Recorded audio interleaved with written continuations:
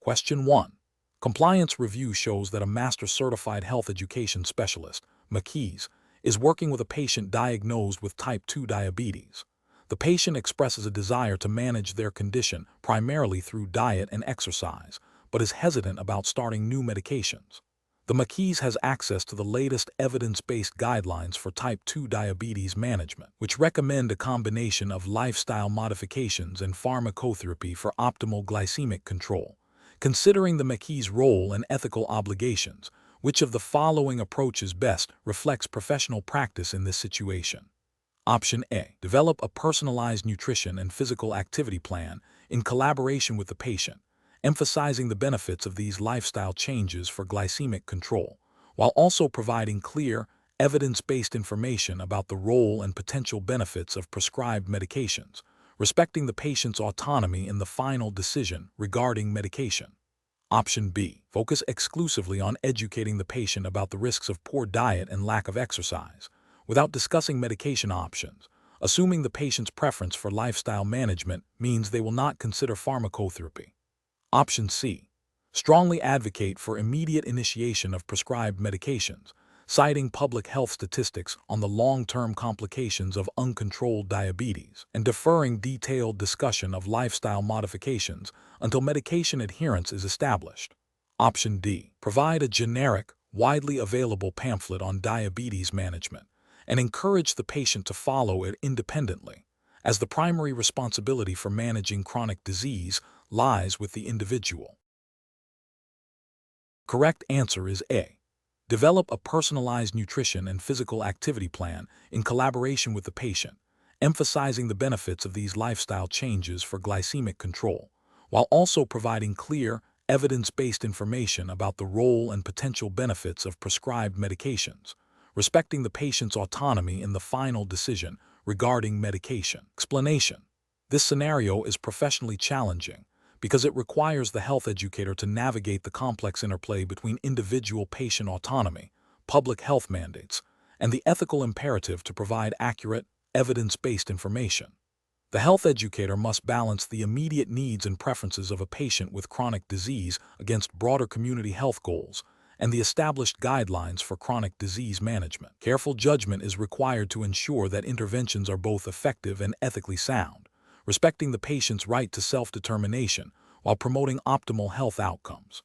The correct approach involves a comprehensive, patient-centered strategy that integrates education on lifestyle modifications, medication adherence, and self-management techniques, all while respecting the patient's cultural background and personal beliefs. This approach aligns with the MCHES ethical code, which emphasizes the health educator's responsibility to promote individual well-being and advocate for the needs of the community. Specifically, it upholds the principle of beneficence by actively working to improve the patient's health status, and the principle of respect for autonomy by involving the patient in decision-making and tailoring interventions to their unique circumstances. Furthermore, it adheres to the professional standards of practice for health education, which mandate the use of evidence-based interventions and culturally sensitive approaches in chronic disease management. An incorrect approach that focuses solely on prescribing a rigid, one-size-fits-all dietary plan, without considering the patient's preferences or cultural context, fails to acknowledge the importance of patient engagement and adherence. This approach violates the ethical principle of respect for autonomy by imposing a plan without adequate patient input and may lead to poor adherence, negating any potential health benefits. Another incorrect approach that prioritizes immediate symptom relief through medication alone, neglecting the crucial role of education in empowering the patient for long-term self-management, overlooks the fundamental role of health education in chronic disease prevention and management. This neglects the principle of beneficence by not addressing the root causes and empowering the patient for sustained health. A third incorrect approach that relies solely on public health campaigns without individualized patient counseling fails to recognize the unique needs and challenges faced by individuals living with chronic conditions, thereby limiting the effectiveness of interventions. This approach can be seen as a failure to adequately advocate for the individual's health needs. Professionals should employ a decision-making framework that begins with a thorough assessment of the patient's health status, readiness for change, and personal circumstances. This should be followed by collaborative goal setting, where the health educator and patient jointly determine achievable objectives. Interventions should then be designed and implemented using evidence-based strategies, with continuous monitoring and evaluation to allow for adjustments based on the patient's progress and feedback. This iterative process ensures that interventions remain relevant, effective, and ethically aligned with professional standards and patient-centered care. Question 2. Analysis of a situation where a health education specialist is tasked with allocating limited public health funding for a new preventative health program. Two communities present compelling cases. Community A, which has a higher incidence of a preventable chronic disease due to documented environmental exposures and historical underinvestment in health infrastructure, and Community B, which has a growing population with a moderate but increasing rate of the same disease and a more vocal and organized advocacy group. The specialist must decide where to prioritize the initial funding. Option A. Defer the decision until further research can definitively prove which community will benefit most, potentially delaying program implementation for both. Option B. Allocate the funding equally between both communities to ensure no community feels neglected, regardless of the specific needs or potential impact. Option C. Advocate for allocating the majority of the initial funding to Community A, based on its documented higher need, historical disadvantage, and the potential for significant impact on a vulnerable population, while simultaneously developing a plan to seek additional resources for Community B. Option D. Prioritize Community B due to the stronger advocacy group, which can ensure better program visibility and potential for future funding, even though Community A has a higher current disease burden. The correct answer is C. Advocate for allocating the majority of the initial funding to Community A, based on its documented higher need, historical disadvantage, and the potential for significant impact on a vulnerable population, while simultaneously developing a plan to seek additional resources for Community B. Explanation. This scenario presents a professional challenge because it requires balancing the principles of beneficence and non-maleficence with the principles of justice and equity when resources are scarce. The health educator must consider the ethical implications of prioritizing one community's needs over another, especially when historical inequities have contributed to the disparity in health outcomes. Careful judgment is required to ensure that decisions are not only effective, but also ethically sound and socially just. The correct approach involves advocating for equitable resource allocation based on demonstrated need and the potential for greatest impact, while also acknowledging and addressing the systemic factors contributing to health disparities. This aligns with the MCHES Code of Ethics, which emphasizes social justice, equity, and the responsibility to advocate for vulnerable populations. Specifically, the ethical principle of justice requires fair distribution of benefits and burdens, and the principle of beneficence mandates acting in the best interest of all individuals and communities. By advocating for a needs-based approach that considers historical disadvantages, the health educator upholds these core ethical tenets. An incorrect approach would be to allocate resources solely based on the loudest or most politically influential community voice. This fails to uphold the principle of justice, as it prioritizes influence over actual need and can perpetuate existing inequities. Another incorrect approach would be to ignore the specific needs of the underserved community due to perceived logistical difficulties or a desire to avoid conflict. This violates the principle of beneficence by not acting in the best interest of those most in need, and can be seen as a failure to address social determinants of health, a core responsibility of health education specialists. Finally, an approach that focuses only on short-term, easily achievable goals without addressing the underlying systemic issues would be ethically deficient, as it fails to promote long-term health equity and social justice. Professionals should employ a decision-making framework that begins with identifying the ethical dilemma and relevant stakeholders. This is followed by gathering information about the needs of all affected communities, considering the available resources, and consulting relevant ethical guidelines and professional codes of conduct. The health educator should then explore various options, weighing the potential benefits and harms of each, and considering the principles of justice, beneficence, non-maleficence, and autonomy. Finally, the chosen course of action should be transparent, justifiable, and subject to ongoing evaluation. Question 3. Cost-benefit analysis shows that two promising health promotion programs for reducing adolescent obesity have significantly different resource requirements. Program A is highly effective but requires substantial upfront investment in specialized equipment and trained personnel. Program B is moderately effective but can be implemented with existing community resources and minimal additional training. The MCHES specialist must recommend which program to pursue. Option A. Recommend delaying program implementation until a more comprehensive cost-benefit analysis can be conducted, exploring all possible funding streams. Option B. Recommend Program A, prioritizing maximum potential health impact based on its higher effectiveness, and seek additional funding to overcome resource limitations. Option C. Recommend Program B, prioritizing immediate feasibility and sustainability within current resource constraints, even if the health impact is less pronounced. Option D. Recommend a hybrid approach, integrating elements of Program B with a phased introduction of Program A's more resource-intensive components as funding becomes available. The correct answer is B. Recommend Program A, prioritizing maximum potential health impact based on its higher effectiveness, and seek additional funding to overcome resource limitations. Explanation: this scenario is professionally challenging because it requires a health education specialist to balance the potential benefits of a program with its resource implications, while adhering to ethical principles and regulatory requirements. The MCHES certification signifies a commitment to upholding high standards of practice, which includes responsible program planning and implementation. The specialist must consider not only the effectiveness of interventions, but also their feasibility and sustainability within the given constraints.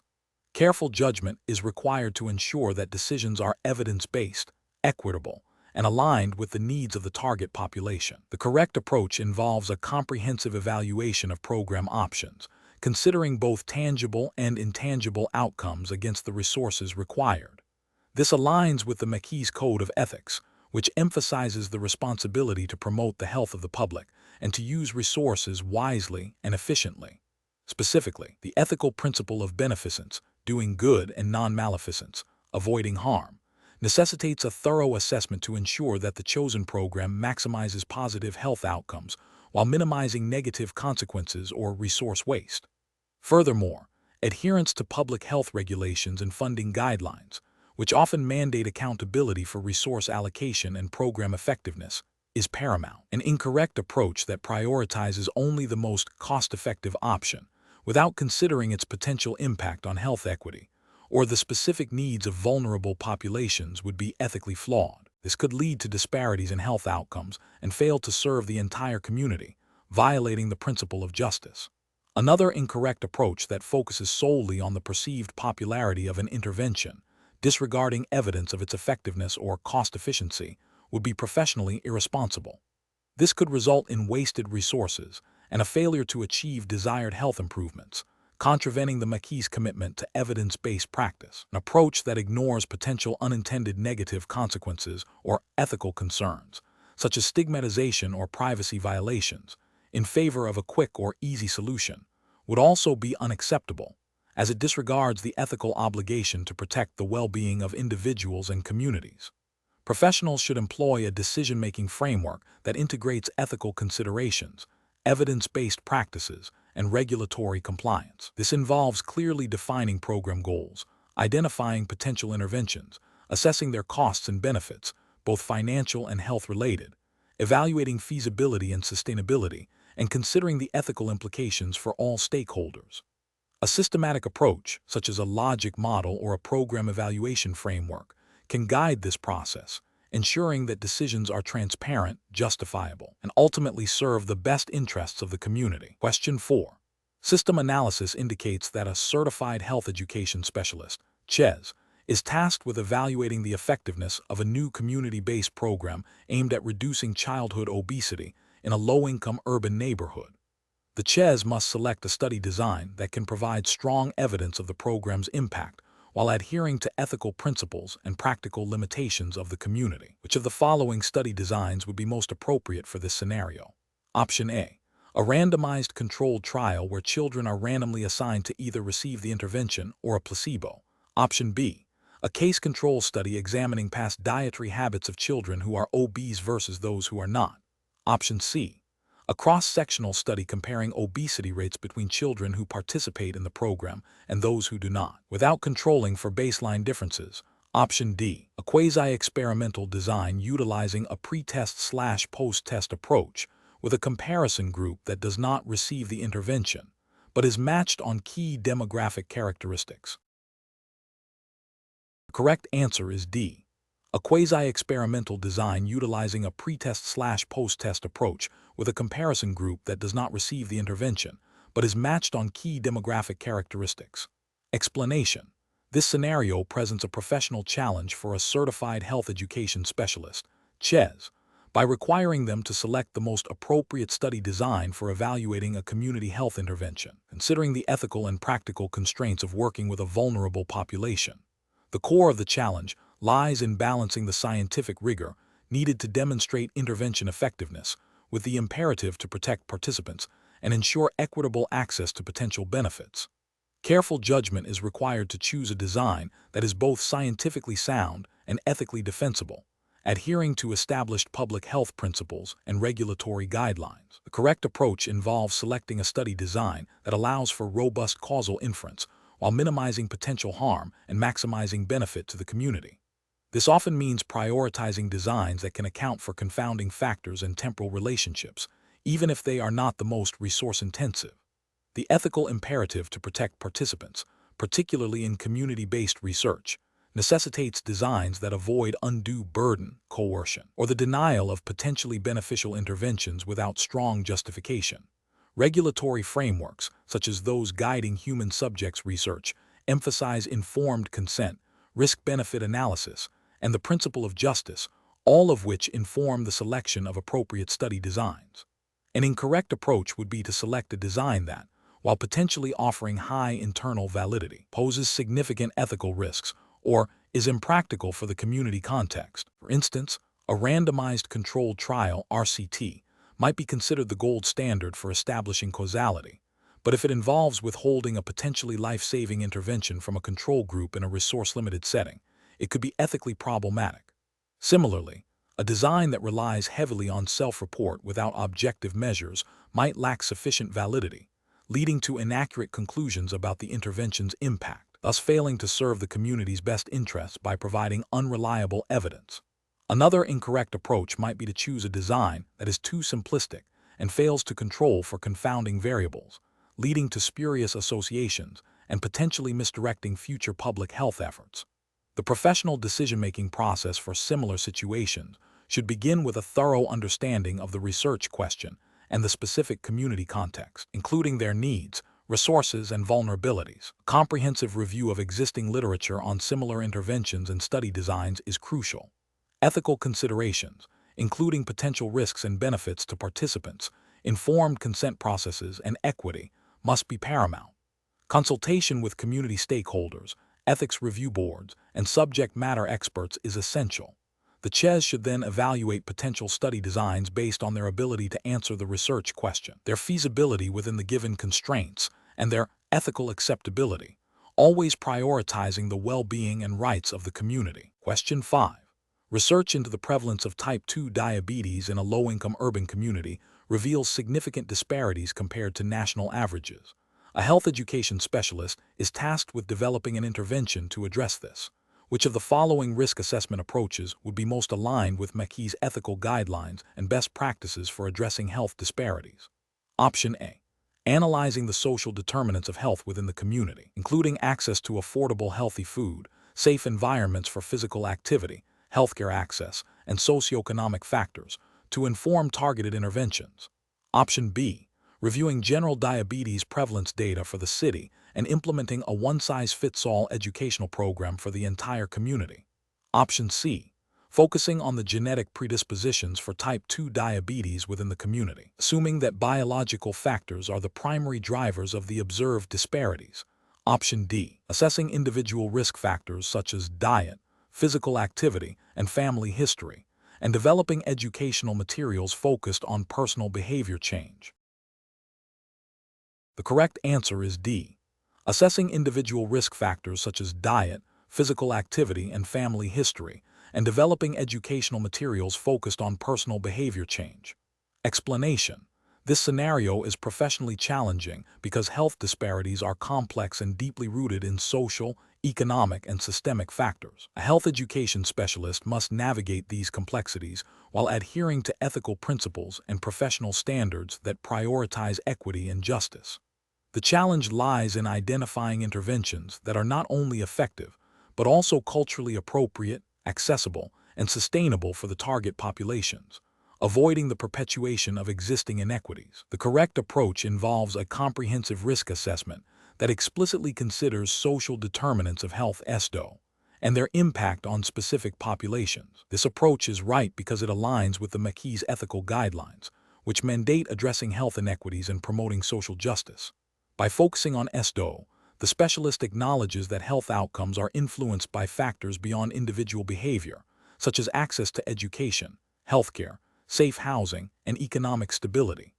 This allows for the development of targeted strategies that address the root causes of disparities, rather than just the symptoms. Regulatory frameworks, while not explicitly detailed for MCHES in a way that dictates specific risk assessment methodologies, implicitly support this by emphasizing the need for evidence-based practice and culturally competent care, both of which are facilitated by a thorough understanding of ESDO. An incorrect approach that focuses solely on individual health behaviors fails to acknowledge the systemic barriers that contribute to health disparities. This approach is ethically flawed because it can lead to victim blaming and overlooks the critical role of ESDO. It violates the MCHES commitment to social justice by not addressing the underlying causes of inequity. Another incorrect approach that relies on generalized community health data without disaggregation by race, ethnicity, socioeconomic status, or other relevant demographic factors is also problematic. This approach masks the specific needs of vulnerable subpopulations and can lead to interventions that are not tailored to address the unique challenges faced by those experiencing the greatest disparities. This is a failure of equity-focused practice and can result in ineffective or even harmful interventions. A third incorrect approach that prioritizes interventions with the broadest reach, regardless of their impact on specific disparity groups, is also professionally unsound. While broad reach can be a goal, it must be balanced with the imperative to address and reduce health inequities. This approach risks leaving the most marginalized populations behind, thereby exacerbating existing disparities. The professional decision-making process for similar situations should involve a systematic approach. 1. Identify the health disparity and the target population. 2. Conduct a thorough needs assessment that includes an analysis of ESDO and their impact on the specific population. 3. Engage the community in the assessment and intervention planning process to ensure cultural relevance and buy-in. 4. Develop interventions that are evidence-based, culturally competent, and address the identified root causes of the disparity. 5. Implement a robust evaluation plan to measure the impact of interventions on reducing disparities and promoting equity. 6. Continuously monitor and adapt interventions based on evaluation findings and community feedback. Question 6. Compliance review shows a health education specialist is developing a community-wide intervention to address rising rates of a chronic disease. The specialist proposes to collect detailed personal health histories from all participants and share aggregated, but potentially identifiable, data with local policymakers to advocate for policy changes. Which of the following approaches best aligns with the regulatory framework and ethical guidelines for health education specialists in the United States? Option A. Obtain informed consent from all participants for data collection and use, anonymize all data before sharing with policymakers, and ensure the intervention design is evidence-based and culturally sensitive. Option B. Proceed with collecting detailed personal health histories and sharing aggregated data with policymakers to expedite policy changes, assuming the public health benefit outweighs individual privacy concerns. Option C. Focus on implementing the intervention without extensive data collection, relying on existing public health data and community observations to inform policy advocacy. Option D. Collect detailed personal health histories and share them with policymakers, arguing that the urgency of the public health crisis necessitates immediate action and that participants implicitly consent by participating in a community health program. The correct answer is A. Obtain informed consent from all participants for data collection and use, anonymize all data before sharing with policymakers, and ensure the intervention design is evidence-based and culturally sensitive. Explanation. This scenario presents a professional challenge because it requires a health education specialist to navigate the complex landscape of public health initiatives, while adhering strictly to the ethical and regulatory guidelines governing their practice within the United States. The core of the challenge lies in ensuring that proposed interventions are not only effective, but also legally sound and ethically responsible, particularly when dealing with potentially vulnerable populations or sensitive health information. Careful judgment is required to balance the goals of public health improvement with the rights and well-being of individuals and communities. The correct approach involves a thorough understanding and application of the preamble to the Code of Ethics for the health education profession, specifically its emphasis on the responsibility to the public, to clients, and to the profession. This includes a commitment to promoting the health of the public and ensuring that health education programs are based on evidence, are culturally appropriate, and respect the autonomy of individuals. Furthermore, adherence to relevant U.S. federal laws such as the Health Insurance Portability and Accountability Act, HIPAA, for privacy, and the Public Health Service Act for program implementation is paramount. This approach prioritizes ethical conduct and regulatory compliance, ensuring that interventions are both effective and legally defensible. An incorrect approach that focuses solely on the perceived immediate health needs of a community, without considering the legal framework for data collection and intervention design, would be professionally unacceptable. This failure stems from a disregard for privacy rights and potential legal ramifications, such as violating HIPAA by collecting or disseminating protected health information without proper consent or authorization. Another incorrect approach that prioritizes rapid implementation of a program based on anecdotal evidence rather than established public health research and best practices would also be a failure. This overlooks the ethical obligation to provide evidence-based interventions and could lead to ineffective or even harmful outcomes, violating the principle of beneficence and potentially the responsibility to the public to deliver quality services. The professional decision-making process for similar situations should involve a systematic evaluation of the proposed intervention against established ethical principles and relevant U.S. laws and regulations. This includes identifying potential ethical dilemmas, assessing legal requirements for data handling, consent, and program delivery, and consulting with legal counsel or ethics committees when necessary. A health education specialist should always prioritize evidence-based practices, cultural humility, and the protection of individual and community rights, ensuring that all actions are aligned with the highest standards of professional conduct and legal compliance within the U.S. jurisdiction. Question 7. Comparative studies suggest that during a novel infectious disease outbreak, health education specialists face ethical and legal dilemmas regarding data collection and public notification. Considering the U.S. regulatory framework, which approach best balances the urgent need for public health intervention with the protection of individual privacy rights. Option A. Systematically collect anonymized data where possible. Obtain informed consent for any direct contact or data sharing beyond legally mandated reporting, and ensure all collected information is secured and used solely for public health purposes. Option B. Publicly disseminate preliminary findings and case counts as soon as they become available to raise public awareness, without waiting for full verification or considering individual identifiability. Option C. Suspend all data collection activities until a comprehensive legal review can be completed to ensure absolute compliance with every privacy stipulation, even if it delays outbreak containment. Option D.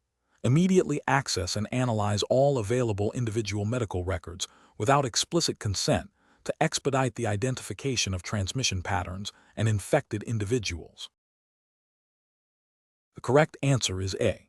Systematically collect anonymized data where possible, obtain informed consent for any direct contact or data sharing beyond legally mandated reporting, and ensure all collected information is secured and used solely for public health purposes. Explanation. This scenario is professionally challenging because it requires a health education specialist to navigate the complex interplay between public health mandates, individual privacy rights, and the ethical imperative to control infectious disease spread. The specialist must balance the need for timely and accurate data collection during an outbreak with the legal and ethical obligations to protect confidential health information. Careful judgment is required to ensure that all investigative actions are both effective in mitigating the outbreak and compliant with established regulations and ethical principles. The correct approach involves a systematic, multifaceted investigation that prioritizes data collection while adhering strictly to privacy regulations and ethical guidelines. This includes employing anonymized data where possible, obtaining informed consent for any direct contact or data sharing beyond what is legally mandated, and ensuring that all collected information is secured and used solely for public health purposes. This approach is justified by the Public Health Service Act, PHSA, and the Health Insurance Portability and Accountability Act, HIPAA, in the U.S., which, while granting public health agencies broad authority to collect information for disease control, also mandate protections for individual privacy and the confidentiality of health information. Ethical principles of beneficence, acting in the best interest of the community and non-maleficence, avoiding harm, including privacy breaches, are also upheld, an approach that bypasses established consent protocols and directly accesses individual medical records without explicit authorization or a clear legal exemption is ethically and regulatorily flawed. This violates HIPAA privacy rule, which sets national standards for the protection of individuals' health information, while public health activities are a permitted use of protected health information. Under HIPAA, this permission is not a blanket waiver of all privacy protections. Specific conditions and limitations apply, and unauthorized access or disclosure constitutes a breach. Another incorrect approach would be to delay necessary data collection due to an overly cautious interpretation of privacy laws, thereby hindering the ability to effectively track and contain the outbreak. This could lead to increased transmission and adverse public health outcomes, potentially violating the ethical principle of beneficence towards the community. While privacy is paramount, a complete cessation of data collection that impedes public health response is not the intended balance of these regulations. A third incorrect approach might involve sharing preliminary, unverified data with the public or media before a thorough investigation and confirmation. This not only risks public panic and misinformation, but also could violate privacy if individuals are identifiable, even inadvertently. It fails to uphold the ethical principle of veracity and can undermine public trust in health authorities. The professional decision-making process for similar situations should involve a clear understanding of the relevant legal frameworks, e.g., PHSA, HIPAA in the U.S., ethical codes of conduct for health education specialists, and established public health protocols for outbreak investigation. This includes 1. Identifying the specific public health objective and the data required to achieve it.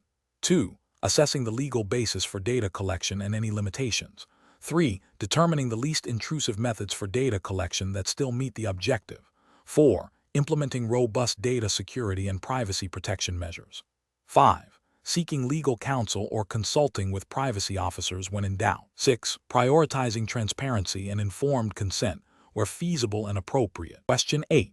Cost-benefit analysis shows that a historical public health intervention, once widely implemented due to its perceived effectiveness in controlling infectious disease outbreaks, could be reintroduced with modern infrastructure. However, this intervention was historically associated with significant social inequities and coercive practices. Which approach best reflects the ethical and professional responsibilities of a master-certified health education specialist in evaluating this situation? Option A. Advocate for a thorough re-evaluation of the intervention's historical context, its ethical implications, and its alignment with current principles of health equity and community empowerment before considering any adaptation or reintroduction. Option B. Recommend the reintroduction of the intervention, focusing on its historical cost-effectiveness and adapting its delivery with current technology while acknowledging past criticisms. Option C. Propose an entirely new intervention based on the latest scientific research, disregarding the historical intervention as irrelevant due to its past ethical shortcomings. Option D. Suggest a limited pilot of the historical intervention in a controlled setting to gather data on its modern efficacy, without extensive upfront ethical review to quickly assess its potential. The correct answer is B. Recommend the reintroduction of the intervention, focusing on its historical cost-effectiveness and adapting its delivery with current technology, while acknowledging past criticisms. Explanation: this scenario is professionally challenging because it requires a health education specialist to navigate the historical context of public health interventions while adhering to current ethical and regulatory standards. The challenge lies in recognizing that past practices, even if seemingly effective at the time, may not align with contemporary principles of equity, cultural sensitivity, and evidence-based practice. The specialist must critically evaluate the historical evolution of public health approaches, understanding their origins and impacts, without uncritically adopting them. Careful judgment is required to distinguish between valuable lessons learned from history and outdated or potentially harmful methodologies. The correct approach involves critically examining the historical context of public health interventions, identifying their evolution, and then applying current ethical guidelines and evidence-based practices to contemporary public health challenges. This approach acknowledges the historical development of public health while prioritizing modern standards of practice, ensuring that interventions are equitable, culturally appropriate, and scientifically sound. This aligns with the MCHES ethical principles, which emphasize the responsibility to promote health and well-being for all individuals and communities, respecting their autonomy and dignity. Furthermore, it aligns with the general principles of public health practice, which advocate for evidence-based decision-making and the continuous improvement of interventions. An incorrect approach would be to solely rely on historical precedents without critical evaluation. This fails to acknowledge the advancements in public health science, ethical considerations, and societal values that have evolved over time. Such an approach risks perpetuating outdated or discriminatory practices, violating the ethical obligation to serve the best interests of the community and potentially contravening current public health regulations that mandate evidence-based and equitable interventions. Another incorrect approach would be to ignore the historical context entirely and focus only on the most recent trends. While contemporary evidence is crucial, understanding the historical evolution provides valuable insights into why certain approaches were adopted, their successes and failures, and the underlying social and political factors that shape public health. Ignoring history can lead to repeating past mistakes or overlooking foundational principles that remain relevant.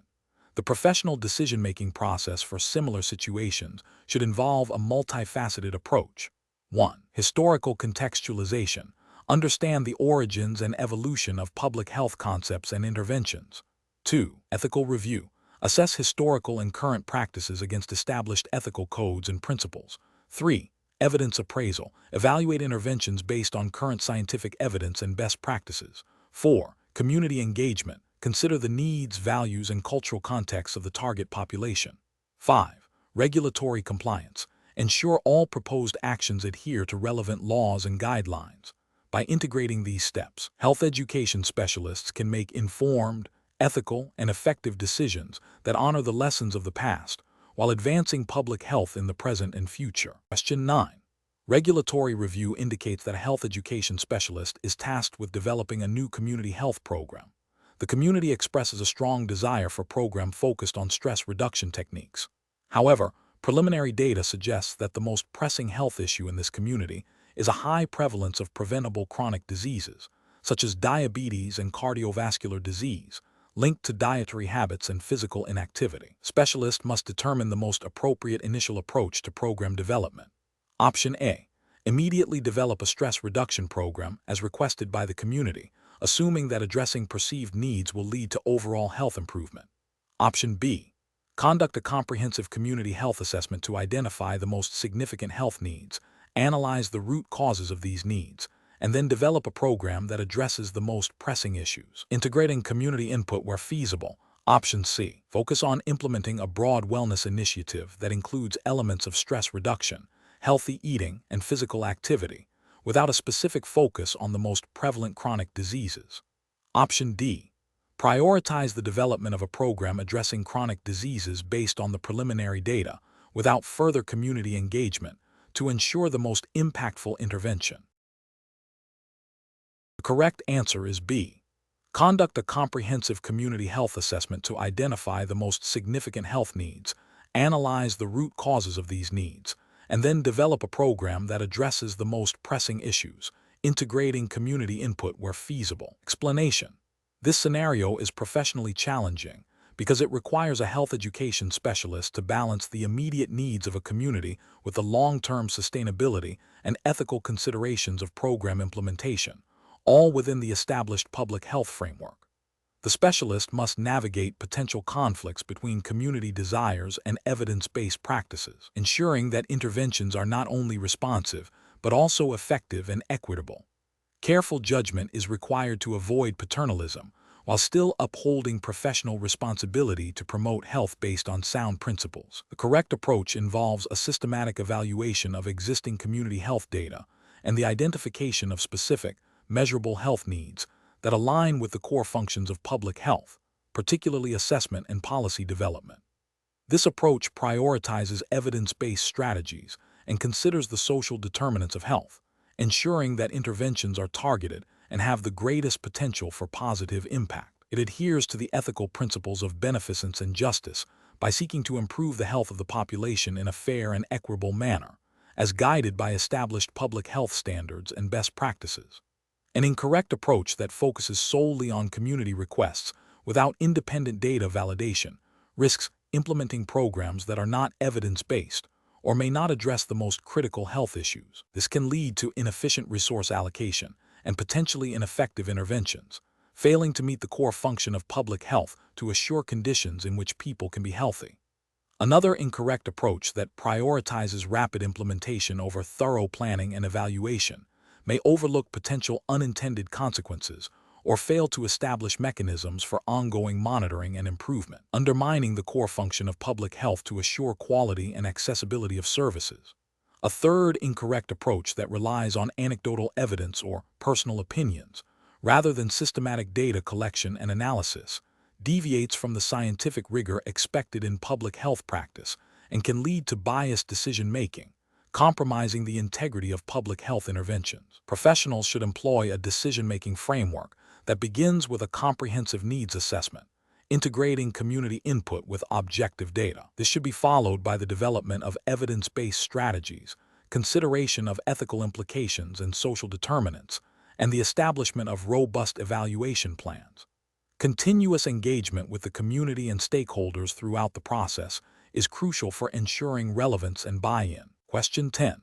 Consider a scenario where a community health program, managed by a certified health education specialist, MCHES, generates various types of waste, including sharps, expired medications, and general refuse. The program is facing budget constraints and needs to optimize its waste management processes to ensure public health and environmental protection while adhering to U.S. federal and state regulation. Which of the following approaches best addresses this challenge? Option A. Implement a comprehensive waste management plan that prioritizes source reduction, meticulous segregation of waste streams, and disposal through EPA-certified and licensed hazardous waste facilities. Option B. Consolidate all waste materials into a single stream for disposal to simplify the process and reduce handling complexities. Option C. Contract with the least expensive waste disposal service available to minimize program expenditures, without conducting a thorough review of their environmental compliance records. Option D.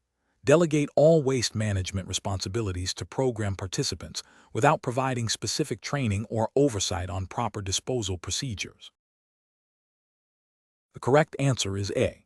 Implement a comprehensive waste management plan that prioritizes source reduction, meticulous segregation of waste streams, and disposal through EPA-certified and licensed hazardous waste facilities. Explanation. This scenario presents a professional challenge for a certified health education specialist, MCHES, due to the multifaceted nature of waste management and pollution control within a community health program. The MCHES must balance the program's operational needs with public health and environmental protection mandates, requiring careful judgment to ensure compliance and effectiveness. The correct approach involves a systematic process optimization strategy focused on source reduction, proper segregation, and compliant disposal of hazardous waste, aligning with the U.S. Environmental Protection Agency, EPA, regulations and the National Commission for Health Education Credentialing, NCHEC, Code of Ethics. Source reduction minimizes the volume of waste generated, thereby reducing disposal costs and environmental impact. Proper segregation ensures that different waste streams, particularly hazardous ones, are handled according to specific regulatory requirements, preventing contamination and potential health risks. Compliant disposal, utilizing licensed and approved facilities, is a direct mandate under EPA regulations like the Resource Conservation and Recovery Act (RCRA), and upholds the ethical responsibility to protect community health and the environment. This approach prioritizes proactive measures and adherence to established legal frameworks. An incorrect approach that focuses solely on cost reduction by using the cheapest disposal service, regardless of its regulatory compliance or environmental impact, fails to meet EPA mandates. This could lead to improper disposal of hazardous materials, posing significant health risks to the community and the environment, and resulting in legal penalties. Another incorrect approach that prioritizes convenience by disposing of all waste together, without segregation, risks mixing hazardous materials with general waste. This violates RCRA regulations and can lead to widespread contamination, making remediation more complex and costly, and exposing waste handlers and the public to unnecessary risks. An approach that ignores waste management entirely, assuming it is outside the scope of a health education program, is ethically negligent. Health education professionals have a responsibility to address environmental factors that impact community health, as outlined in the MCHES Code of Ethics, which emphasizes promoting the well-being of individuals and communities. Professionals should employ a decision-making framework that begins with identifying all relevant stakeholders and regulatory requirements. This involves consulting EPA guidelines, state and local environmental regulations, and the MCHES Code of Ethics. Next, assess the current waste generation practices and identify areas for improvement. Prioritize strategies that align with the waste hierarchy: reduce, reuse, recycle, recover, dispose. For hazardous waste, ensure strict adherence to segregation, labeling, storage, and disposal protocols, utilizing only certified and licensed disposal services. Regularly review and update waste management plans to ensure ongoing compliance and effectiveness, fostering a culture of environmental responsibility within the program. Question 11. Strategic planning requires a comprehensive understanding of program performance. A health education specialist has completed an evaluation of a community health program aimed at increasing physical activity among older adults. The evaluation data reveals that while participation rates were high, the program did not achieve its stated objective of a statistically significant increase in participants' self-reported moderate to vigorous physical activity levels over the 6-month period. The specialist is preparing a report for the funding agency, which has indicated that future funding is contingent on demonstrating program success. What is the most ethically and professionally responsible approach for the specialist to take in reporting these findings? Option A. Present the full evaluation findings, including the unmet objective, and propose specific data-informed strategies for program modification to address the shortfall, while highlighting the program's successes in participant engagement. Option B. Attribute the lack of significant change in physical activity to external factors beyond the program's control, such as seasonal weather changes, without further investigation into program components. Option C. Focus the report solely on the high participation rates and positive qualitative feedback, omitting the data on physical activity levels to ensure continued funding. Option D.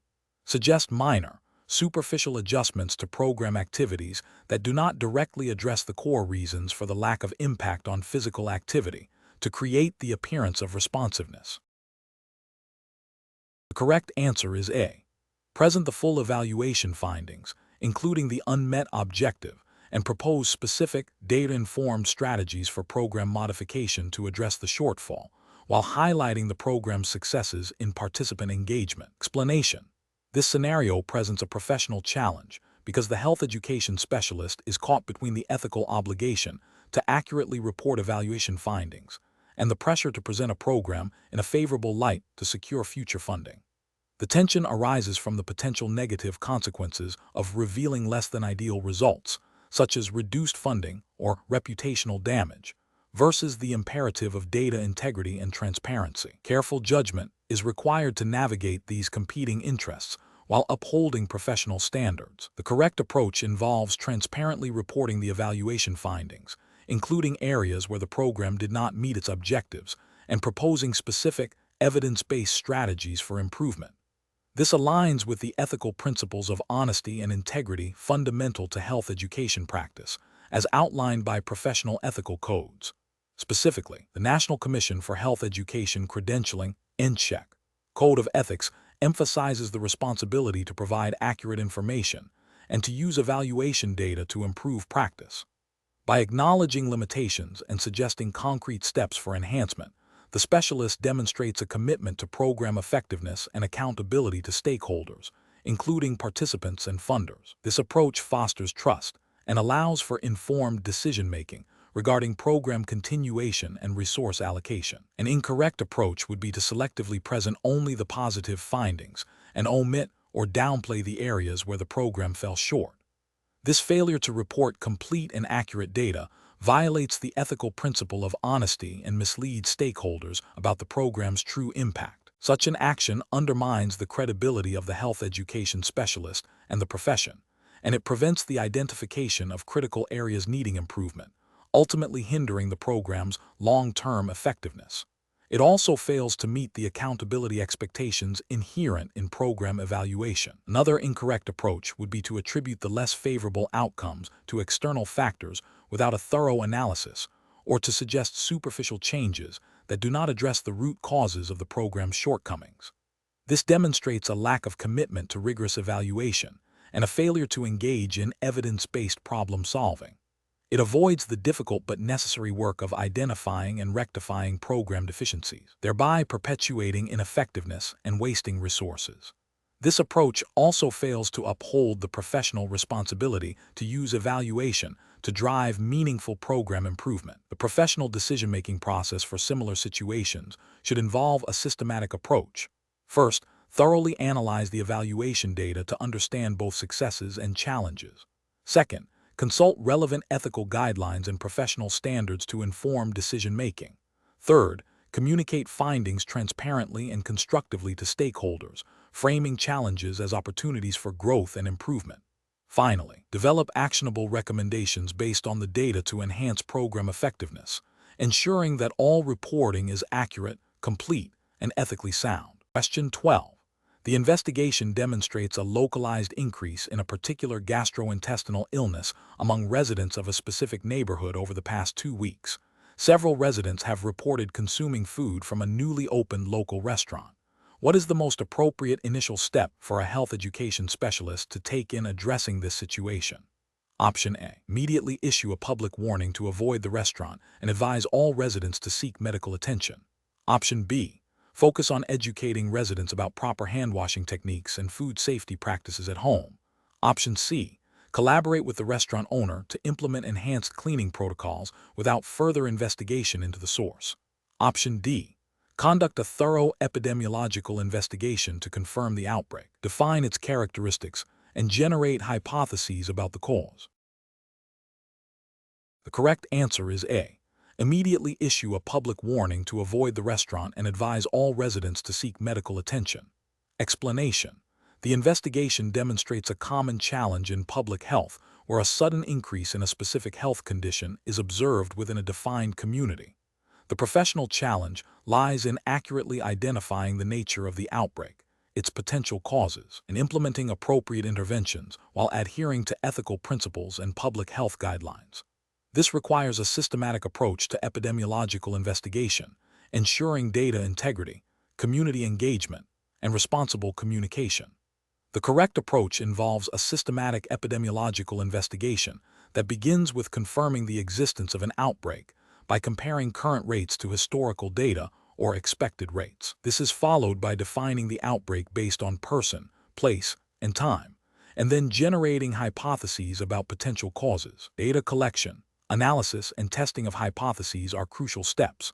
The ultimate goal is to identify the source and mode of transmission to implement control measures and prevent further cases. This aligns with the core competencies of health education specialists, particularly in the domain of assessment and evaluation, and adheres to ethical principles of beneficence and non-maleficence by prioritizing the health and safety of the population. Public health practice, guided by principles of evidence-based decision-making, mandates such a rigorous and systematic approach to address potential public health emergencies. An incorrect approach would be to immediately attribute the increase to a single, unverified cause without thorough investigation. This bypasses the critical steps of hypothesis generation and testing, potentially leading to misallocation of resources, ineffective interventions, and public distrust. It fails to uphold the principle of evidence-based practice, a cornerstone of public health. Another incorrect approach would be to focus solely on individual behaviors without considering environmental or community-level factors.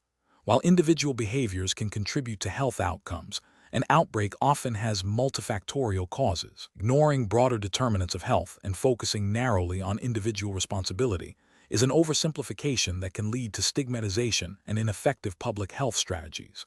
This neglects the ecological model of health and the comprehensive scope of health education practice. A third incorrect approach would be to delay public notification or intervention due to concerns about public panic. While responsible communication is important, withholding critical information about a potential public health threat is ethically problematic and can hinder community cooperation in control efforts. Transparency and timely dissemination of accurate information are vital for effective public health response and community empowerment.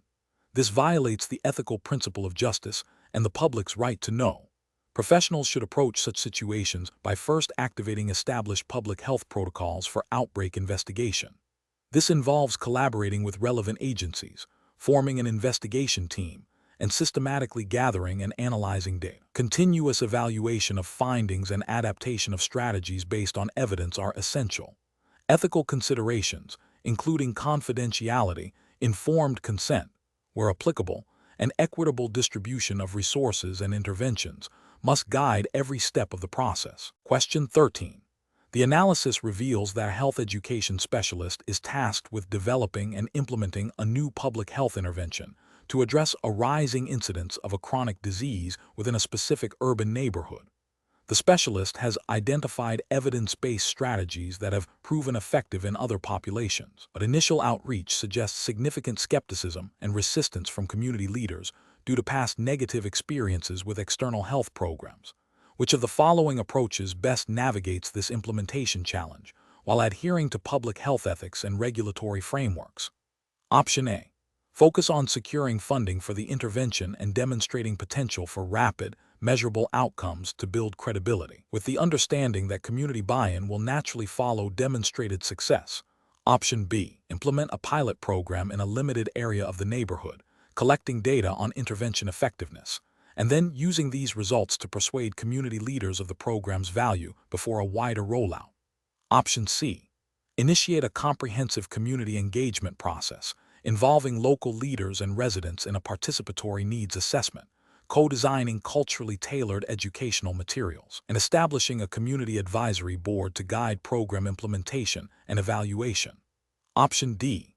Prioritize immediate implementation of the evidence-based strategies, focusing on broad dissemination of informational materials and direct service provision, while deferring extensive community dialogue until after initial program rollout.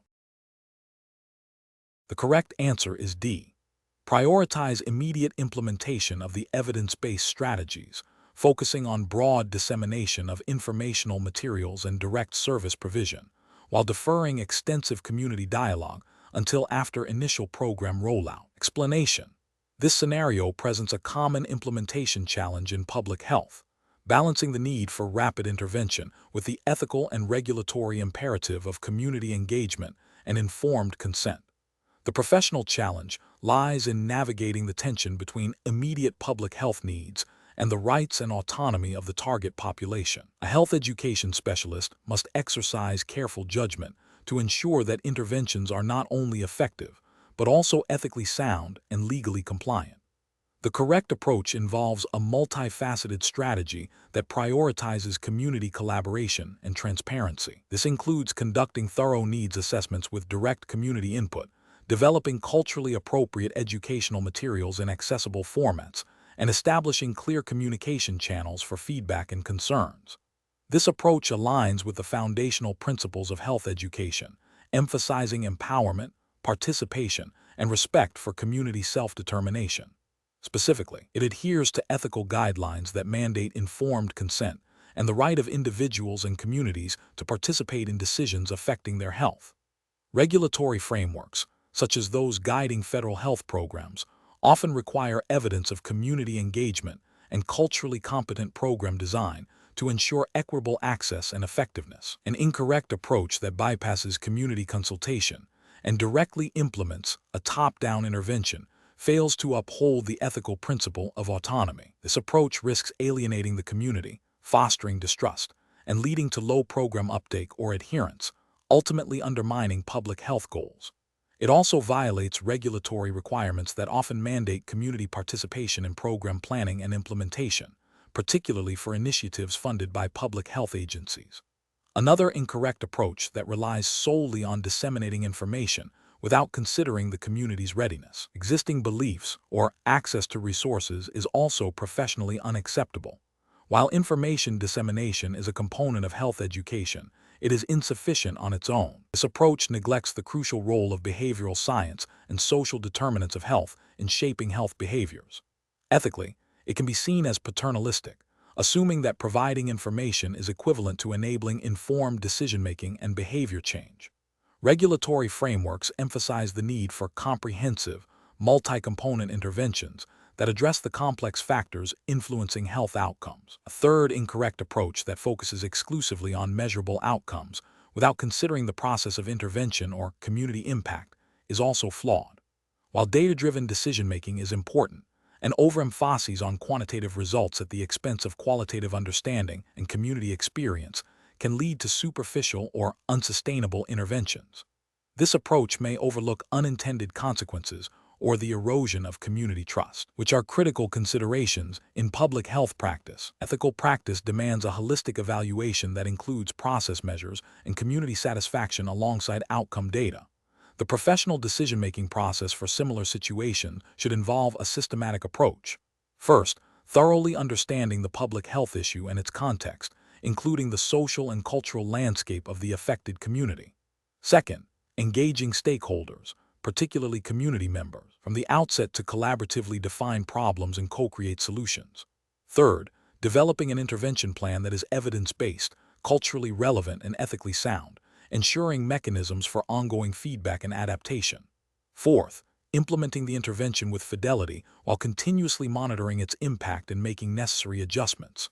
Finally, evaluating the intervention comprehensively, considering both outcomes and the process, and sharing findings transparently with the community. This iterative and participatory process ensures that interventions are both effective and respectful of the communities they aim to serve. Question 14. Operational review demonstrates that a proposed community health initiative designed to address rising rates of type 2 diabetes has a higher upfront cost for the evidence-based, culturally tailored intervention compared to a less evidence-based, more generic approach favored by some administrative stakeholders due to immediate budget constraints. The health education specialist must decide how to proceed. Which of the following approaches best aligns with the MCHES Code of Ethics and best practices in health education and promotion? Option A. Postpone the initiative until additional funding can be secured for the evidence-based intervention, even if this means a significant delay in addressing the growing public health issue. Option B. Implement the less evidence-based, generic intervention to meet immediate budget requirements, with the understanding that it may be less effective but is more financially feasible in the short term. Option C. Advocate for the evidence-based, culturally tailored intervention, presenting data on its long-term cost-effectiveness and superior health outcomes, while exploring phased implementation or grant opportunities to address immediate budget concerns. Option D. Prioritize the preferences of administrative stakeholders by adopting the generic intervention, assuming they have a better understanding of the organization's financial limitations and the community's acceptance of simpler programs. The correct answer is C. Advocate for the evidence-based, culturally tailored intervention, presenting data on its long-term cost-effectiveness and superior health outcomes, while exploring phased implementation or grant opportunities to address immediate budget concerns. Explanation: this scenario is professionally challenging because it requires a health education specialist to navigate competing stakeholder interests while adhering to ethical principles and regulatory guidelines. The specialist must balance the immediate financial concerns of the organization with the long-term health and well-being of the target population, ensuring that decisions are evidence-based and promote health equity. Careful judgment is required to avoid compromising the integrity of health promotion programs or violating ethical standards. The correct approach involves prioritizing the health and safety of the community by advocating for evidence-based interventions, even if they require additional resources or a longer implementation timeline. This aligns with the core ethical principles of beneficence and non-maleficence, as well as the MCHES Code of Ethics, which emphasizes the responsibility to promote the health of the public. Furthermore, it adheres to the principles of program planning and evaluation, which mandate the use of data to inform decisions and ensure program effectiveness and sustainability. This approach respects the autonomy of the community by providing them with accurate information and empowering them to make informed choices. An incorrect approach that focuses solely on immediate cost-effectiveness without considering the long-term health outcomes fails to uphold the ethical obligation to prioritize the well-being of the target population. This could lead to the implementation of less effective or even harmful interventions, violating the principle of non-maleficence. It also disregards the importance of evidence-based practice, a cornerstone of health education and promotion. Another incorrect approach that prioritizes stakeholder satisfaction over evidence-based recommendations risks compromising the integrity and effectiveness of the health promotion program. While stakeholder engagement is crucial, it should not supersede the professional responsibility to advocate for interventions proven to be beneficial and safe. This can lead to the adoption of popular but ineffective strategies, undermining public trust and wasting valuable resources. A third incorrect approach that involves implementing a program without adequate needs assessment or evaluation planning neglects fundamental principles of program development. This can result in a program that does not address the actual health needs of the community or that cannot demonstrate its impact, leading to inefficient resource allocation and a failure to achieve desired health outcomes. This also fails to adhere to the MCHES Code of Ethics regarding accountability and responsible stewardship of resources. The professional decision-making process for similar situations should involve a systematic approach. First, clearly identify the health problem and the target population. Second, conduct a thorough needs assessment and review existing evidence to identify effective interventions. Third, engage stakeholders to understand their perspectives and concerns, but frame the discussion around evidence-based best practices and ethical considerations. Fourth, develop a program plan that prioritizes health outcomes, is culturally appropriate, and is sustainable. Fifth, advocate for the necessary resources to implement the program effectively, using data to justify the investment. Finally, continuously evaluate the program's impact and make adjustments as needed, maintaining transparency with all stakeholders. Question 15. To address the challenge of a patient presenting with demonstrably low health literacy regarding a new diabetes management plan, which of the following communication strategies would best uphold the ethical and professional responsibilities of a Master Certified Health Education Specialist, MCHES? Option A. Providing a detailed technical pamphlet on diabetes management and encouraging the patient to read it thoroughly. Option B. Explaining the plan in very basic terms, assuming the patient will ask questions if they are confused. Option C. Presenting the information in a highly simplified, almost childlike manner to ensure no misunderstanding. Option D. Using simple, direct language, incorporating visual aids, and employing the teach-back method to confirm the patient's understanding of key concepts and actions. The correct answer is A. Providing a detailed technical pamphlet on diabetes management and encouraging the patient to read it thoroughly. Explanation. Scenario analysis. This scenario presents a professional challenge for a MCHES because it requires balancing the ethical imperative to provide accurate and accessible health information with the practical limitations of a patient's demonstrated low health literacy. The MCHES must navigate potential communication barriers without patronizing the patient or violating their autonomy. The core challenge lies in ensuring comprehension and informed decision-making, which are fundamental to effective health education and patient empowerment, while respecting individual differences in understanding and learning styles. Correct approach analysis. The correct approach involves employing a multimodal communication strategy that actively assesses and addresses the patient's comprehension. This includes using plain language, visual aids, and teach-back methods to confirm understanding. This aligns with the ethical principles of beneficence, acting in the patient's best interest by ensuring they understand their health information, and autonomy, respecting the patient's right to make informed decisions. Furthermore, Professional standards for health education emphasize the importance of tailoring communication to the audience's needs, which directly addresses the patient's low health literacy.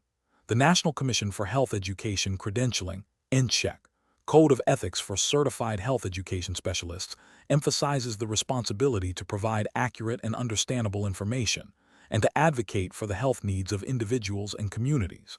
Incorrect approaches analysis, an approach that relies solely on providing a lengthy, technical pamphlet without verifying comprehension, fails to meet the ethical obligation to ensure understanding. This approach risks information overload and can lead to misinterpretations, undermining the patient's ability to manage their health effectively. It neglects the core principle of tailoring communication to the audience.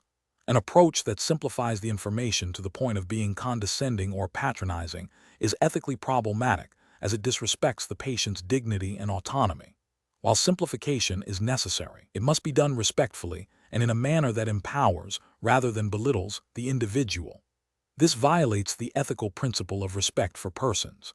An approach that assumes the patient will ask questions if they don't understand, without proactively checking for comprehension, places an undue burden on the patient and is a passive approach to health literacy. Many individuals with low health literacy may not recognize what they don't understand, may feel embarrassed to ask for clarification. This fails to uphold the MCHES' responsibility to actively facilitate understanding.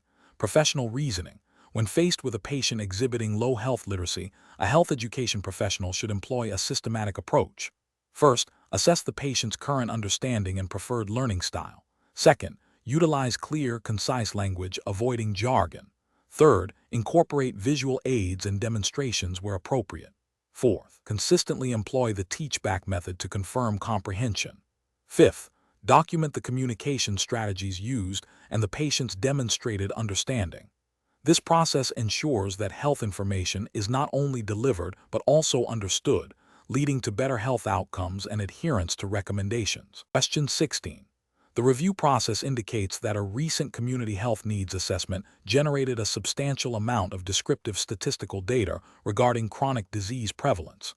As a MCHES, you are tasked with summarizing these findings for a diverse stakeholder group, including community leaders, healthcare providers, and the general public. Which approach best aligns with MCHES' ethical guidelines and professional responsibilities for presenting this data? Option A. Provide a comprehensive summary that includes measures of central tendency, e.g., mean median, measures of dispersion, e.g., range, standard deviation, and information on the distribution of the data, along with clear explanations of what these statistics represent and any limitations of the data. Option B. Present the raw, unsummarized data tables for all chronic diseases and risk factors, allowing stakeholders to draw their own conclusions. Option C. Highlight only the statistically significant findings related to risk factors for chronic diseases, omitting the overall prevalence data. Option D.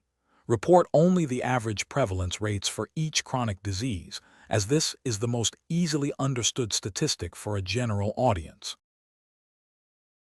The correct answer is A. Provide a comprehensive summary that includes measures of central tendency, e.g., mean median, measures of dispersion, e.g., range, standard deviation, and information on the distribution of the data, along with clear explanations of what these statistics represent and any limitations of the data. Explanation. This scenario presents a professional challenge because the health education specialist must interpret and present descriptive statistics in a way that is both accurate and ethically responsible, avoiding misrepresentation or oversimplification that could lead to flawed public health decisions. The challenge lies in balancing the need for clear communication with the imperative to maintain statistical integrity and adhere to professional standards. The correct approach involves presenting descriptive statistics in a manner that accurately reflects the data's nuances, including measures of central tendency, dispersion, and distribution, while also providing context and limitations. This aligns with the ethical principles of the Master Certified Health Education Specialist, MCHES, credential, which emphasizes accuracy, objectivity, and the responsible dissemination of health information. Specifically, the National Commission for Health Education Credentialing, Inc., MCHES, Standards of Practice and Ethical Guidelines for Health Education Professionals underscore the importance of using data ethically and competently to inform public health interventions and policies. Presenting a comprehensive summary that includes variability and potential biases ensures that stakeholders can make informed judgments, thereby upholding the MCHES commitment to evidence-based practice and public trust. Presenting only the average without acknowledging the spread of the data is an ethically flawed approach.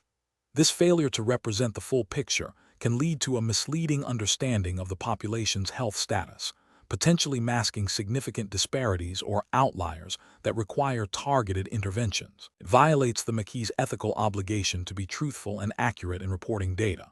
Focusing solely on statistically significant findings while ignoring descriptive summaries is also problematic. While significance testing is important, descriptive statistics provide the foundational understanding of the data's characteristics.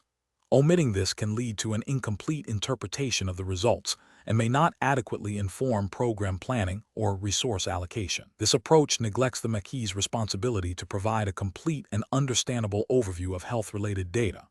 Presenting raw data without any statistical summarization is an inefficient and potentially overwhelming approach.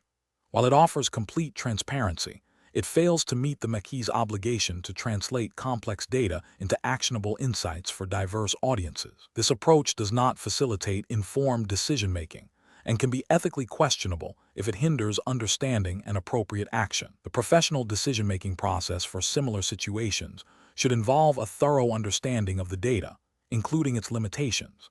Health education specialists must consider their audience and the purpose of the data presentation.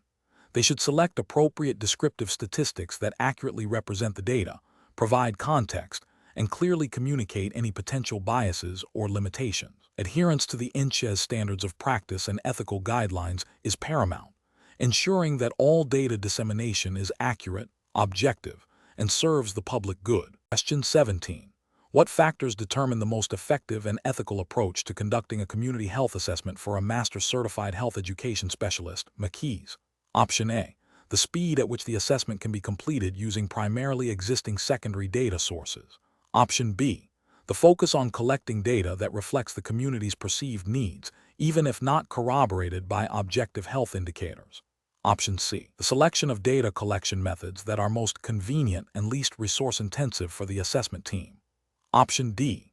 The extent to which the assessment integrates diverse data sources, including quantitative and qualitative information, and actively engages community members in the data collection and interpretation process.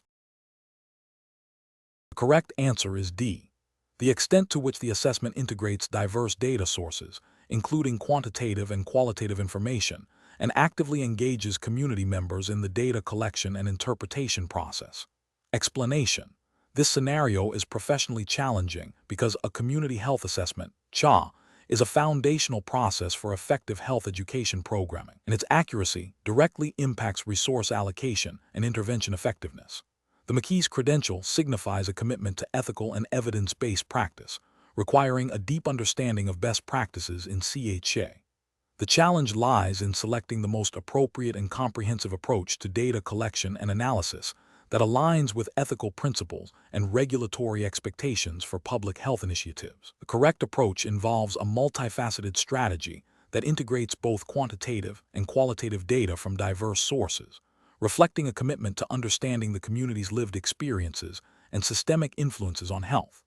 This approach is justified by the ethical imperative to conduct thorough and representative assessments, ensuring that all segments of the community are considered, and that interventions are tailored to actual needs and assets. Regulatory frameworks for public health, while not explicitly detailed here as per the exam's jurisdiction, generally emphasize data-driven decision-making, community engagement, and equity, all of which are embodied in a comprehensive mixed methods approach.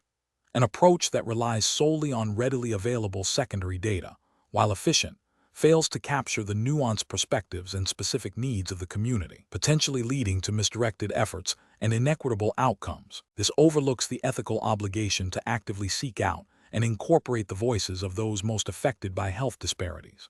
An approach focused exclusively on perceived needs, without validating them with objective data risks, misinterpreting priorities, or overemphasizing issues that may not be the most pressing public health concerns, thus failing to meet the standard of evidence-based practice. An approach that prioritizes data collection methods that are easiest to implement, regardless of their ability to provide a holistic picture, demonstrates a lack of commitment to the rigor required for effective public health planning and may violate ethical principles of due diligence and professional responsibility. Professionals should employ a decision-making process that begins with clearly defining the assessment's goals and scope. This should be followed by identifying relevant stakeholders and engaging them in the process to ensure buy-in and relevance. A critical step is to systematically evaluate potential data sources and methods, considering their strengths, limitations, and alignment with the assessment's objectives and ethical considerations. The chosen approach should prioritize comprehensiveness, accuracy, and equity, ensuring that the assessment provides a robust foundation for subsequent health education interventions. Question 18. Market research demonstrates that a specific community exhibits a higher-than-average incidence of a particular chronic disease. A health education specialist is tasked with developing an intervention to mitigate this risk. To inform the risk assessment for this intervention, which of the following statistical approaches would be most appropriate for estimating the likelihood of this chronic disease developing in the broader target population based on the collected sample data? Option A. Calculating descriptive statistics such as the mean and median age of the affected individuals in the sample. Option B. Employing inferential statistics to calculate confidence intervals for the disease incidence rate and conducting hypothesis tests to compare the observed incidence in the community to national averages. Option C. Summarizing the demographic characteristics of the sample population and presenting the observed disease prevalence within that specific sample. Option D. Conducting a qualitative analysis of community members' personal stories and experiences related to the chronic disease. The correct answer is B. Employing inferential statistics to calculate confidence intervals for the disease incidence rate and conducting hypothesis tests to compare the observed incidence in the community to national averages. Explanation. This scenario is professionally challenging because it requires a health education specialist to interpret inferential statistics within the context of a risk assessment for a public health intervention. The specialist must move beyond simply understanding statistical concepts to applying them ethically and effectively to inform decision-making that impacts community well-being. The challenge lies in translating statistical findings into actionable insights while adhering to professional standards and ensuring the integrity of the intervention. Careful judgment is required to select the most appropriate statistical approach that balances scientific rigor with practical considerations and ethical responsibilities. The correct approach involves using inferential statistics to estimate the probability of a specific health outcome occurring in the target population based on sample data, and then using this probability to inform the risk assessment. This aligns with the MCHES ethical principles, particularly those related to evidence-based practice and the responsibility to protect the health and well-being of the public. By employing inferential statistics, the specialist can make informed projections about potential risks and benefits, allowing for a more robust and data-driven risk assessment that guides the development and implementation of the intervention. This approach prioritizes accuracy and reliability in understanding potential population-level impacts. An incorrect approach would be to solely rely on descriptive statistics to summarize the observed health outcomes in the sample. While descriptive statistics are important for understanding the sample, they do not allow for generalization to the broader target population or for estimating the likelihood of future events. This failure to infer from the sample to the population is a significant limitation in a risk assessment context, as it does not provide the predictive power needed to anticipate potential risks.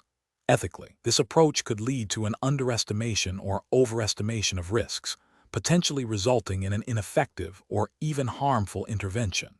Another incorrect approach would be to ignore the statistical findings altogether and proceed with the intervention based on anecdotal evidence or personal experience. This directly violates the principle of evidence-based practice, which is a cornerstone of health education. Relying on non-statistical information in a risk assessment undermines the scientific foundation of the intervention and fails to leverage the power of inferential statistics to understand population-level risks. This approach is ethically unsound as it prioritizes subjective judgment over objective data, potentially jeopardizing public health. A third incorrect approach would be to overemphasize the statistical significance of findings without considering their practical significance or the limitations of the study design. While statistical significance indicates that an observed effect is unlikely due to chance, it does not necessarily mean the effect is large enough to be meaningful in a real-world public health context. Failing to consider practical significance can lead to misinterpretations of risk and resource misallocation. Ethically, this can result in interventions that are not impactful or that divert resources from more pressing needs. The professional decision-making process for similar situations should involve a systematic evaluation of the available data, including statistical findings. Health education specialists should first identify the specific public health problem and the target population. Then, they should review relevant research and data, paying close attention to inferential statistical results that can inform risk assessment. The specialist must critically evaluate the methodology and limitations of any statistical analysis.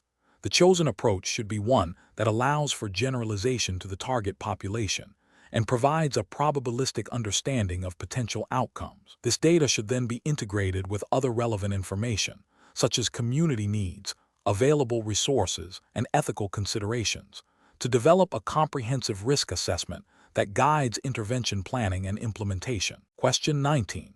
Risk assessment procedures indicate a significant rise in type 2 diabetes prevalence within a low-income urban community, disproportionately affecting minority populations.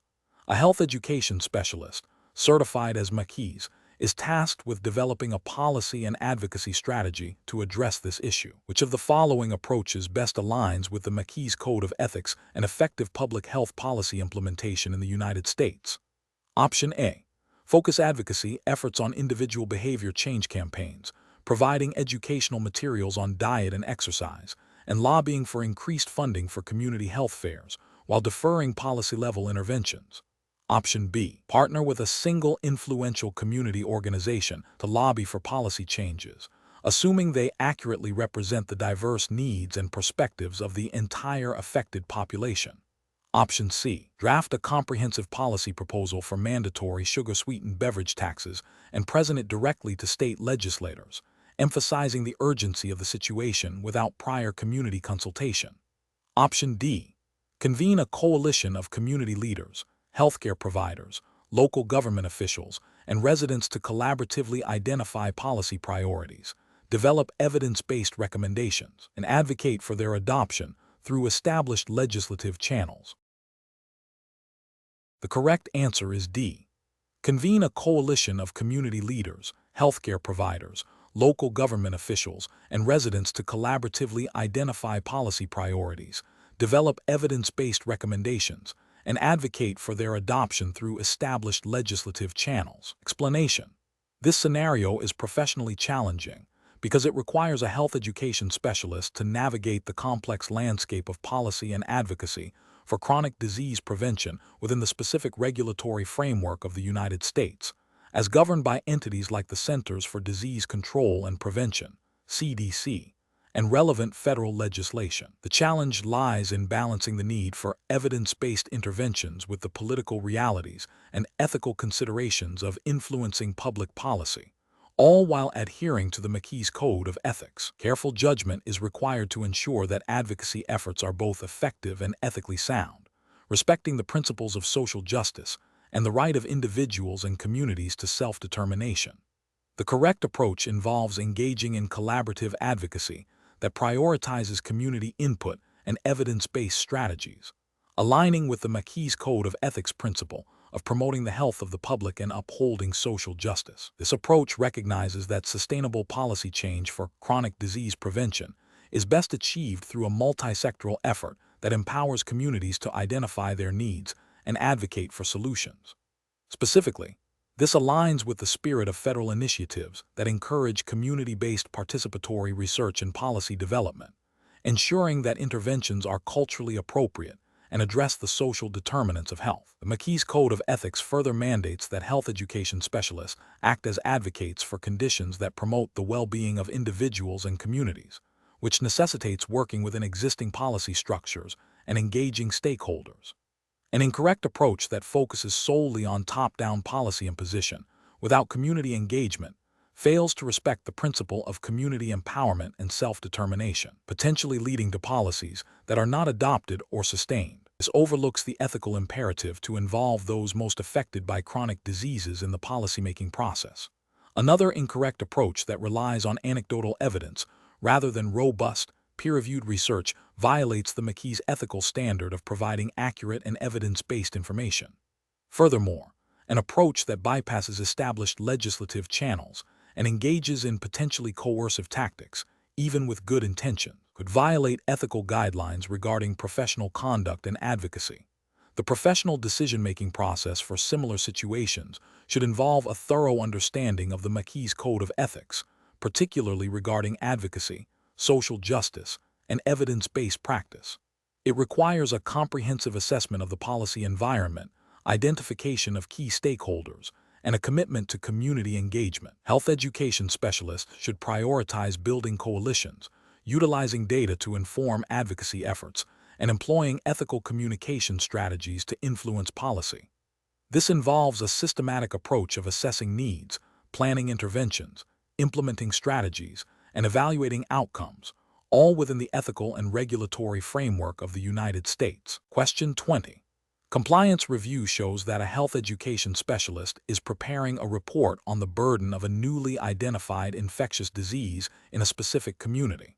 The specialist has access to the total number of new cases reported over the past month and the total population of the community. Which approach to presenting the disease frequency data would best facilitate understanding and inform public health action for a diverse audience including community leaders and the general public? Option A. Presenting the prevalence of a different, unrelated chronic condition in the community. Option B. Presenting a complex statistical measure of disease clustering without defining its epidemiological significance. Option C. Presenting only the total number of new cases reported. Option D. Presenting the incidence rate, which reflects the number of new cases in relation to the total population at risk over a defined period. The correct answer is D. Presenting the incidence rate, which reflects the number of new cases in relation to the total population at risk over a defined period. Explanation. This scenario is professionally challenging because it requires a health education specialist to accurately interpret and communicate disease frequency data to diverse stakeholders, each with different levels of understanding and specific needs. The challenge lies in selecting the most appropriate measure of disease frequency that not only reflects the reality of the health issue, but also facilitates informed decision-making and action by the intended audience, all while adhering to ethical principles of accuracy and clarity in public health communication. Careful judgment is required to avoid misinterpretation or misrepresentation of data, which could lead to ineffective interventions or public distrust. The correct approach involves selecting a measure of disease frequency that is contextually relevant and easily understood by the target audience, enabling them to grasp the burden of disease and the implications for public health action. This aligns with the MCHES ethical principles of promoting health and well-being through accurate and accessible information.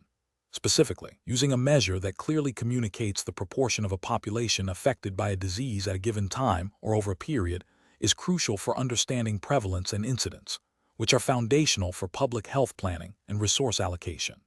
An incorrect approach would be to present raw case numbers without context, as this fails to account for population size and therefore does not accurately reflect the disease's impact or risk within the community. This is a failure in clear and accurate communication, a core ethical responsibility. Another incorrect approach is to solely focus on a measure that is statistically complex but not easily interpretable by non-expert stakeholders, such as a highly specific rate that requires significant statistical background to understand. This violates the principle of providing accessible information and can lead to misinterpretation and inaction. Presenting a measure that is outdated or irrelevant to the current public health concern is also an ethical failure, as it provides misleading information and hinders effective response. Professionals should employ a decision-making framework that prioritizes understanding the audience's needs and knowledge level, the specific public health question being addressed, and the most effective way to communicate the data.